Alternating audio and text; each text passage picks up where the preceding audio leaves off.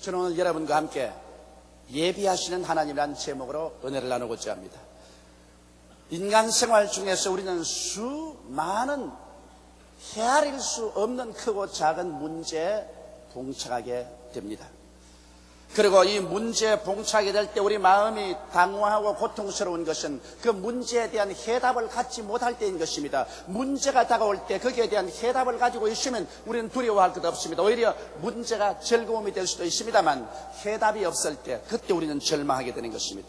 성경에는 하나님께서 당신의 사랑하는 자들을 위해서는 상상을 초월한 문제에 대한 해답을 예비하고 계시다고 확실히 말씀하고 있습니다. 고린도전서 2장 9절에 보면 하나님이 자기를 사랑하는 자를 위해서 예비해 놓은 모든 것을 눈으로 보지 못하고 귀로도 듣지 못하고 마음으로도 깨닫지 못하였다 함과 같음이라고 말씀하고 있는 것입니다. 그러므로 하나님께서 여러분과 나를 위해서 문제에 대한 해답을 예비해 놓은 것을 인간적인 눈으로나 귀로나 마음으로는 깨달을 수 없는 신비한 것이라고 성경은 가르치고 있는 것입니다. 하나님께서 우리들을 위하여 문제의 해답을 예비하고 계심을 알게 될 때 우리는 얼마나 마음이 기뻐지고 담대해지고 어떠한 역경이나 환경에 처하더라도 평안을 잃지 않고 살아갈 수가 있게 되는 것입니다. 그러면 과연 하나님께서 우리를 위해서 어떻게 모든 것을 예비하시는가 성경을 통해서 한번 알아보고자 합니다. 첫째로 구약에서 예비하시는 하나님을 우리가 한번 살펴보십시다. 하나님은 이미 창조에서부터 예비하시는 하나님으로 나타나셨습니다. 하나님께서 우리를 위해서 예비하지 아니하시고 인간이 스스로 예비하기를 원하셨다면 창조의 첫날에 사람부터 먼저 지었을 것입니다. 그래서 사람 보시고 너희들 살아갈 길을 너희 스스로가 예비하라고 하셨을 것입니다. 그럼에도 불구하고 하나님은 그렇게 하지 않으셨습니다. 하나님은 첫날에 어두움에서 빛을 지었었으며 이튿날에 궁창을 지었었습니다. 사한날에 묻이 드러나고 각종 열매 맺는 나무와 풀이 나게 하고 나흘째 해와 달과 별을 지었었으며 다섯째는 공중의 새들과 물속에는 물고기들을 지었었습니다. 여섯째는 각종 곤충들과 짐승들을 지으시고 마지막에 하나님께서 하나님의 형상과 모양대로 사람을 지으셨습니다. 하나님께서 마지막에 사람을 지은 것은 사람이 스스로 자기를 위해서 땀 흘려 예비할 필요 없이 하나님이 예비한 일체의 사물 가운데서 오직 믿음과 순종으로 이를 즐기며 살 수 있게 만들기 위한 것입니다.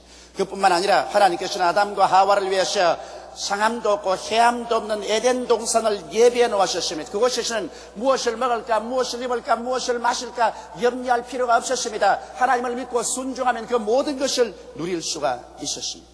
하나님은 예비하시는 하나님으로서 창세기에서부터 이미 당신 자신을 계시해 놓으신 것입니다. 우리 하나님께서 성경 전체를 통해서 예비하신 하나님이라는 것은 출애굽 사건에서 더욱 뚜렷하게 보여주고 있습니다. 이스라엘 300만이 모세를 따라서 홍해수가에 나왔습니다. 창밀한 홍해수가 넘실거리니 그 홍해수를 건너갈 수 있는 다리도 없고 배도 없었습니다. 그런데 애굽의 바로 왕이 전군을 동원해서 이스라엘을 다시 포로로 잡기 위해서 질풍노도와 같이 쳐들어옵니다. 그러자 이스라엘 백성들이 보니까 살 길이 전혀 막혀버리고 말았습니다. 앞에는 창이란 홍해수요, 뒤에는 노도와 같은 애굽의 대군대가 밀려오니 거기에 샌드위치가 된 이스라엘 백성들은 절망 속에서 아우성을 쳤습니다. 모세야, 어디 애굽에 장지가 없어서 우리를 홍해수가에 데리고 와서 죽이려고 하느냐, 아우성이 있었습니다. 그러나 모세 혼자만은 하나님은 예비하시는 하나님인 것을 알으셨습니다. 하나님은 길이 없는 가운데서 길을 내시고 절망 가운데서 희망을 주시는 하나님인 걸 알았기 때문에 모세 혼자서 엎드려서 하나님께 기도하며 하나님께서 모세에게 응답하사 권능의 지팡이를 홍해수 위에 내밀고 갈라질 것을 명령하도록 하셨습니다. 그러자 길이 없는 홍해수에 바람이 밤새도록 불더니만 길이 갈라지고 이스라엘 백성이 육지처럼 지나갈 수 있도록 만들어주셨습니다. 전적으로 인간이 상상할 수 없는 곳에서 하나님께서 문제의 해답을 제시해 주신 것입니다. 하나님은 이미 이스라엘이 알지 못할 때 홍해수 가운데 길을 예비해 놓으신 것입니다. 이스라엘 백성이 수르 광야에 들어가서 사흘 동안 물을 얻지 못하며 목이 타서 죽을 지경에 있었습니다. 그러자 호수를 발견했는데 뛰어가서 물을 마셔보니 물이 써서 마실 수가 없었습니다. 백성들은 그만 그 자리에서 또다시 절망하고 마는 것입니다. 사흘 동안 물을 못 마셨는데 물을 발견하고 마셔보니 독이 있어 그들이 먹자 말자 토하고 배를 안고 뒹굴었었습니다. 또다시 하나님과 모세를 원망하고 고함을 쳤습니다. 모세는 그게 또 알았었습니다. 하나님은 언제나 문제가 있는 곳에는 해답을 예비해 놓으신 하나님인 것을 알았기 때문에 이스라엘이 원망할 동안에 모세는 엎드려 기도했었습니다. 그러자 하나님께서 바로 그 호수 옆에 한 나무 가지를 지시하시는지라 그 나무 가지를 꺾어서 물에 던지니 물이 곧 해독되고 달아져서 백성들이 마음껏 마실 수가 있었습니다. 문제가 있는 곳에 하나님께서는 그 곁에 이미 해답을 예비해 놓고 계신 것입니다. 이스라엘 백성이 광야를 지날 때 그들이 무슨 물을 예비했으며 무슨 양식을 예비했었습니까? 300만이 광야를 지나가는데 그 많은 사람이 먹고 마실 물과 양식이란 방대한 양입니다. 그러나 하나님은 미리 예비해 주셔서 하늘에서는 만나가 쏟아지고 바위에서는 물이 터져서 그들이 먹고 마실 수가 있었습니다. 이스라엘 백성이 애굽에서 나왔을 때 하나님께서 그냥 너희 살 길을 마련하라고 말하셨습니까? 아닙니다. 젖과 꿀이 흐르는 가나안의 복된 땅을 미리 예비해 놓으시고 하나님께서는 예비해 놓은 길로 인도해 가고 있었습니다. 이스라엘 백성들은 사사건건이 터집을 잡고 불순종하고 불신앙하여 하나님을 괴롭혔지만은 하나님은 이미 이스라엘 백성이 가서 살 수 있는 땅을 예비해 놓으신 하나님인 것입니다. 그러므로 구약 전체를 살펴볼 때 하나님은 야훼 이레 우리를 위해서 예비하는 하나님이라는 것을 절대로 부인할 수가 없습니다. 둘째로 우리가 신약에서 예비하시는 하나님을 찾아보십시다. 신약시대에 들어와서 하나님께서 우리 구원을 예비하셨습니다. 아담과 하와가 하나님을 반역하고 타락한 이후로 인류는 그 영이 죽고 육체는 병들어서 죽게 되고 환경은 가시와 응극기가 나는 저주가 오게 되고 가족들 가운데 분열과 갈등이 생기고 인간은 처참한 절망 가운데 살았습니다. 인간은 이 문제를 해결하기 위해서 종교를 만들어내었고 철학을 만들어내었습니다. 인간은 학문을 발전시키고 과학을 발전시켰지만 인간의 절망적인 상황에서 스스로를 구원할 수 없었습니다. 죄책과 절망에서 건져나옴을 받을 수도 없고 어디서 와서 왜 살며 어디로 가는지 모르는 허무와 무의미에서 건져나올 수도 없으며 죽음에서 벗어나올 도리가 없었습니다. 인간은 너나 할 것 없이 모두 다 처참한 죽음에 이르는 병든 사람들이었습니다. 누가 우리를 이 사망의 권세에서 건져주랴 탄식하게 된 것입니다. 그런데 하나님께서는 우리를 위해서 구원을 예비하셨습니다. 하나님은 지금으로부터 2000년 전에 그 아들 예수 그리스도를 예비하사 동정녀 마리아의 몸에 태어나게 하시고 이 땅에서 30년 동안 무명으로 지내시다가 요단강에서 세례 받으시고 성령에 충만하여 나오셔서 하늘나라를 전파하셨습니다. 그리고 하나님께서는 이 죄 없고 흠없는 하나님의 아들 예수 그리스도를 우리 한 사람 한 사람을 위한 죄의 대가로서 제물로 삼아 십자가에 올라가기 위해서 못 박았었습니다. 제가 찔리면 우리 허물을 인하며 제가 상하면 우리 죄악을 인함이라. 제가 징계를 받음으로 우리가 평화를 누리고 제가 채찍에 맞음으로 우리가 나음을 입었도다. 우리는 다 양같이 그러등하여 각기 제 길로 갔거늘 야훼께서는 우리 무리의 죄악을 저에게 담당시겠다고 이사야는 외쳤습니다. 성경에는 죄를 알지도 못하신 자로 우리를 대신하여 죄로 삼으신 것은 이는 그리스도 예수 안에서 우리가 하나님의 의가 되게 하리 하심이라고 말씀하고 있는 것입니다. 이러므로 하나님께서는 우리를 위해서 구원자 예수님을 예비하시고 그의 십자가 고난을 통해서 찢어진 살과 흘리신 피로 말미암아 우리의 과거의 죄, 현재의 죄, 미래의 죄를 다 탕감하시고 우리에게 용서와 의의 길을 열으시고 천국 가는 길을 확실하게 예비해 놓으신 것입니다. 이러므로 이제 우리 인간 스스로 힘으로 종교를 만들 필요도 없고 철학을 만들 필요도 없습니다. 인간의 지식이나 과학을 통해서 로켓들을 타고 우주로 올라가서 천국을 건설하려고 할 필요도 없습니다. 우리는 오직 하나님이 이미 예비해 놓으시고 완성하신 우리 주 예수 그리스도를 구주로 모실 때 우리는 흑암에서 광명으로 죽음에서 삶으로 영원한 멸망에서 영원한 구원으로 지옥에서 천국으로 올라갈 수 있게 되는 것입니다. 이렇기 때문에 오늘 남녀노유 빈부 귀천할 것 없이 죄를 지었음에도 불구하고 못났음에도 불구하고 버림을 받아야 마땅함에도 불구하고 죄 지은 그대로 못난 그대로 빈손든 그대로 예수를 구주로 모시고 나오기만 하면은 하나님을 예비하신 구원을 얻을 수가 있게 되는 것입니다. 이러므로 하나님은 야훼 이래 우리를 위해서 구원을 예비하셨으니 예수님께서 가나의 혼인잔치에 간 것을 기억해 보십시오. 예수님과 그 어머니와 제자들이 가나의 혼인잔치에 초청을 받아서 한참 잔치가 무르익는데 포도주가 떨어졌습니다. 이스라엘 나라에서 잔치에 포도주가 떨어지면 음식 전체가 떨어진 것과 같습니다.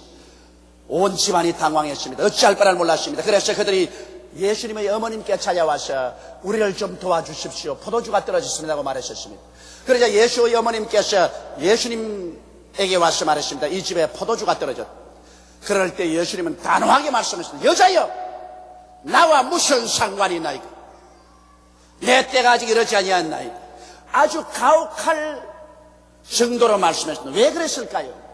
주님께서 그 어머니 마리아를 무시하려고 그런 것이 아니라 만일 마리아의 말 듣고서 예수님이 일을 했다고 하면 이것을 후대 사람이 사용해서 마리아를 통하지 않고는 절대로 예수에게 나을 수 없다는 또 한 사람의 구세주 마리아를 만들어 놓고 말한 것입니다.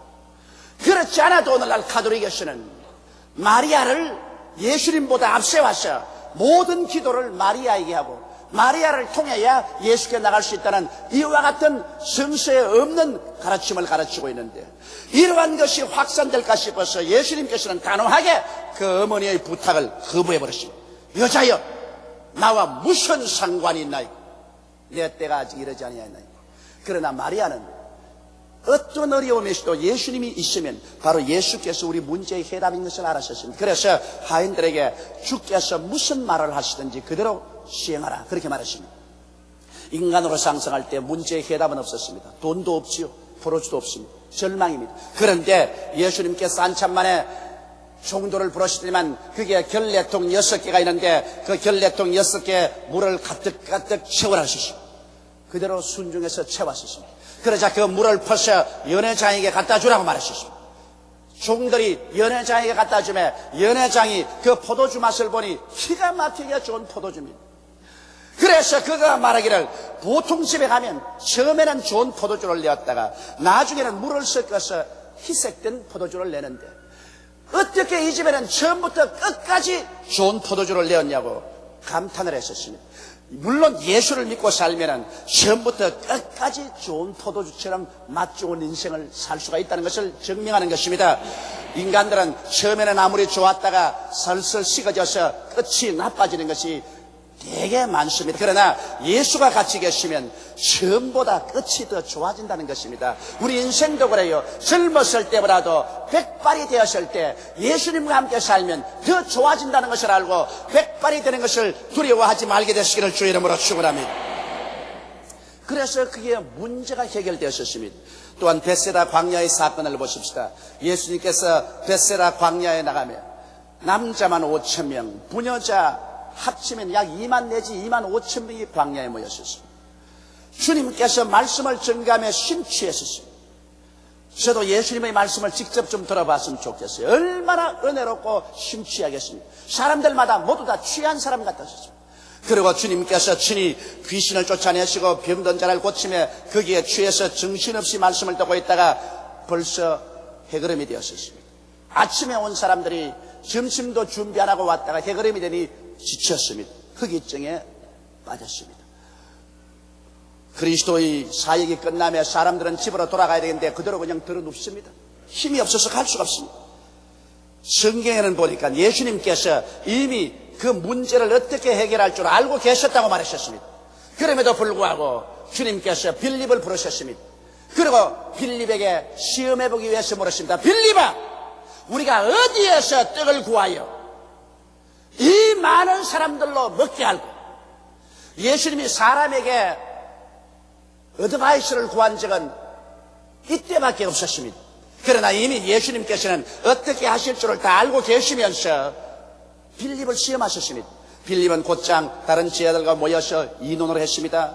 이논한 결과에 이론은 여러 가지로 나왔었습니다.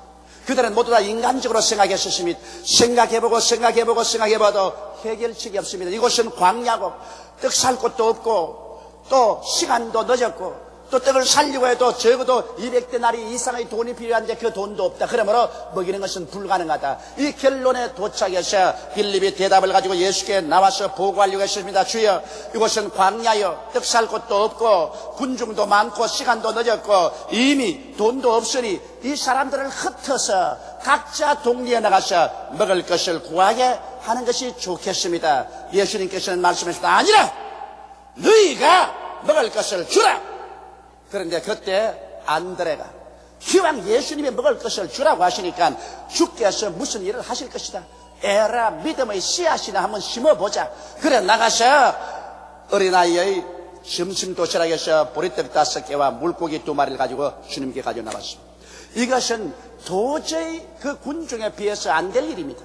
그러나 안드레 자신도 말했습니다. 주여, 이 많은 사람들에게 이것이 무엇이 될까마는 이것이 우리 믿음의 표시니 주님 받아주시옵소서. 믿음의 씨앗을 예수님께 심었습니다. 그러자 예수님이 그것을 바라사 축사하시자 하나님의 기적의 역사가 일어나셨습니다. 예수님께서 이것을 제 아들에게 나누어 주시고 제 아들이 군중들에게 나누어 주면 또 생기고 나누어 주면 또 생기고 나누어 주면 또 생겨서 그들이 다 배불리 먹고 남은 부스러기를 모으니 12광주리에 찼더라고 말씀하고 있는 것입니다. 이것은 우리 주님께서는 문제가 있는 곳에 반드시 해답을 가지고 계신다는 것입니다.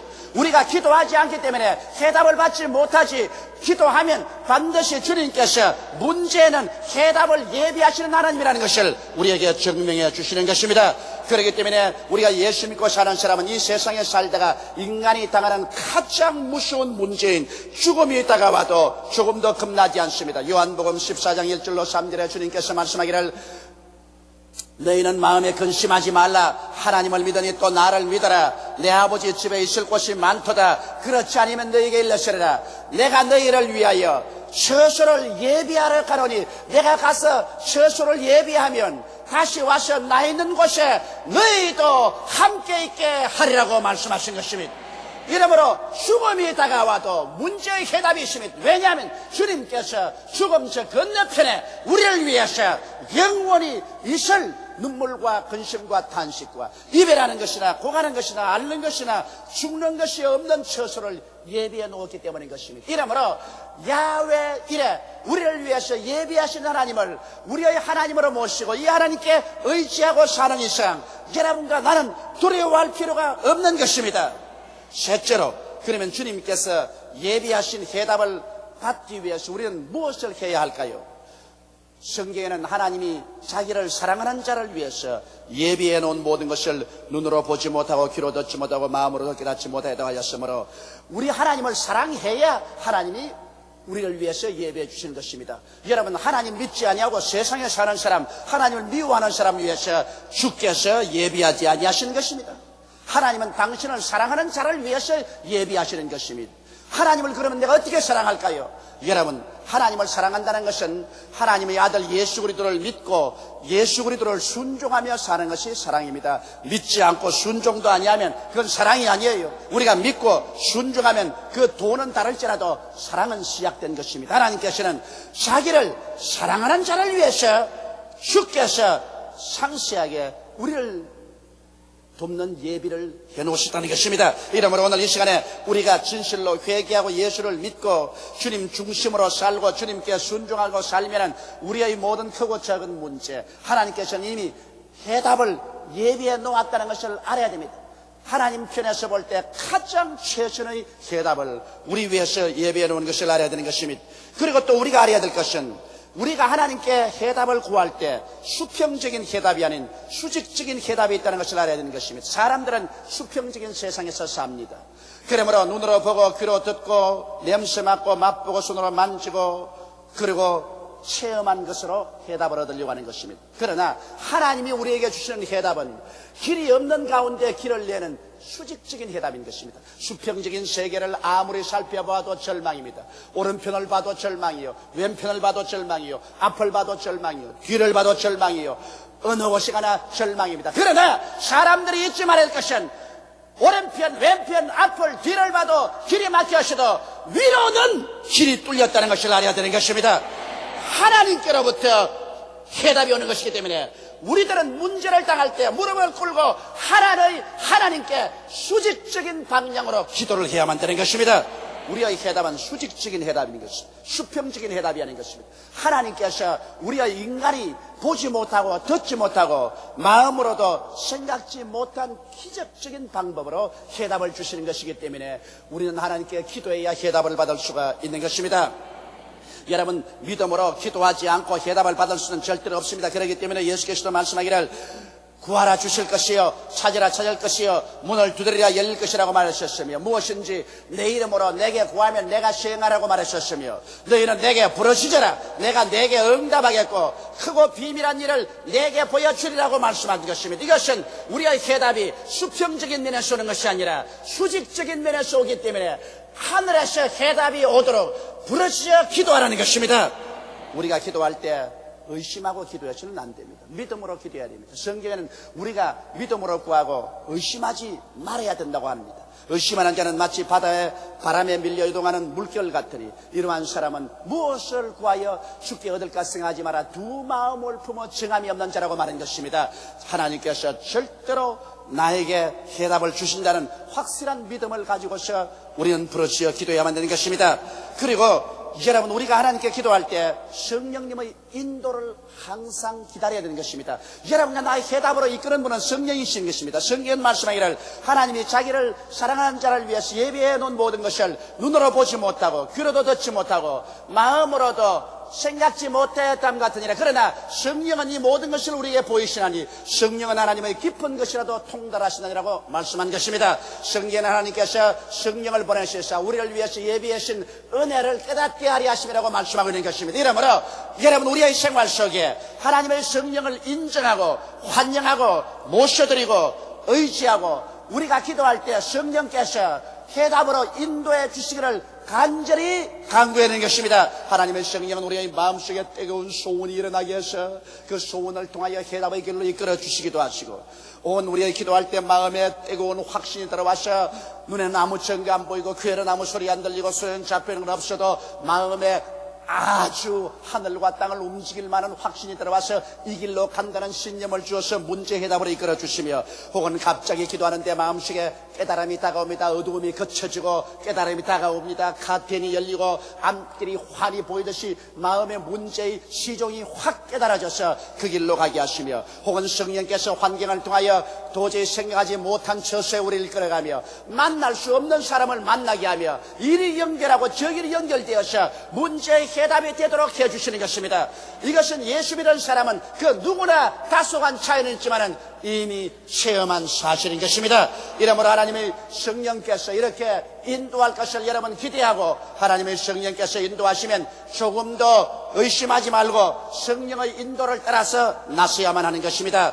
오늘 우리가 알아야 될 것은 이 세상에 예수 믿는 사람을 하나님께서는 고아와 같이 내 동댕이 쳐버리지 않았다는 것입니다. 하나님께서는 여러분과 나를 사랑하셔서 선지를 예비하신 하나님, 그 아들을 보내셔서 구원을 예비하신 하나님은 여러분과 나가 무엇을 먹을까, 무엇을 입을까, 무엇을 마실까, 어떻게 살까 하는 모든 전반에 걸쳐서 주도 면밀하게 이미 그 해답을 예비해 놓았다는 것입니다. 이러므로 문제에 봉착할 때 당황하지 말고 깨어져서 죄를 회개하고 하나님 앞에 수직적인 응답을 기대하며 성령께서 해답으로 이끌어줄 것을 전혀 마음속에 믿고 의심하지 말고 따라가면 하나님께서 오늘날도 희귀하고 놀라운 역사로서 우리에게 문제의 해답을 제시해 주시는 것입니다.